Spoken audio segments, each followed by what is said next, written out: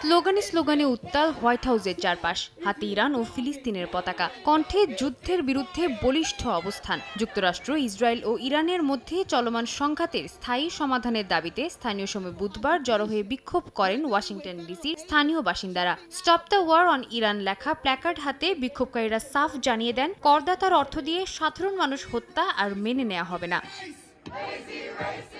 বিক্ষোভের এই উত্তাপ এমন এক সময়ে ছড়িয়েছে যখন ইরান ও যুক্তরাষ্ট্রের মধ্যে 2 সপ্তাহের একটি সাময়িক যুদ্ধবিরতি চলছে। তবে সেই চুক্তিতে লেবানন অন্তর্ভুক্ত না থাকায় ক্ষুব্ধ শান্তিকামীরা। বিক্ষোভকারীদের অভিযোগ, একদিকে অস্ত্রবিরতির কথা বলা হচ্ছে, অন্যদিকে লেবাননে ইসরায়েলি হামলায় প্রাণ হারিয়েছেন 2.5 শতাধিক মানুষ।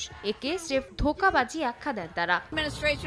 যুক্তরাষ্ট্রের বর্তমান প্রশাসন পুরো পৃথিবীকে উলটপালট করে দিয়েছে, আর আমি এতে মোটেও খুশি নই। তারা নিরপরাধ মানুষকে হত্যা করছে, যা ঘটছে তা আমার পছন্দ নয়। আমি এর পক্ষে দাঁড়াতে পারি না। আমার ট্যাক্সের টাকা এসবের পেছনে ব্যয় করা হচ্ছে, এটা আমি ঘৃণা করি। আমার সন্তান আছে, নাতি নাতনিও আছে। আমি ইরানের মানুষের কথা ভাবি। ডোনাল্ড ট্রাম্প সারা বিশ্বের যেসব মানুষকে ভয় দেখাচ্ছেন এবং কষ্ট দিচ্ছেন, আমি তাদের জন্য চিন্তিত। পাকিস্তান মধ্যস্থতাকারী হিসেবে লেবাননকেও অস্ত্রবিরতির আওতায় রাখার কথা বললেও ইসরায়েল ও যুক্তরাষ্ট্রের অনড় অবস্থান পরিস্থিতিকে আরও জটিল করে তুলছে। বিশ্বজুড়ে দাবি উঠছে যুদ্ধের এই মেশিন বন্ধ করে মানবিকতাকে অগ্রাধিকার দেয়ার। সাদিয়া তাসনিম, সময় সংবাদ।